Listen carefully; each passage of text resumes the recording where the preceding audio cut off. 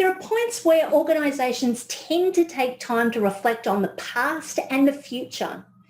Traditionally, these are at the end of the calendar year or the fiscal year, but reality is regular thinking time is great for productivity. Management guru Peter Drucker once said, "Follow effective action with quiet reflection." From quiet reflection will come even more effective action. Don't try that as a tongue twister.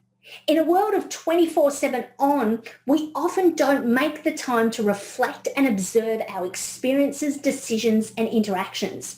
We're too busy moving on to the next item on our to-do list.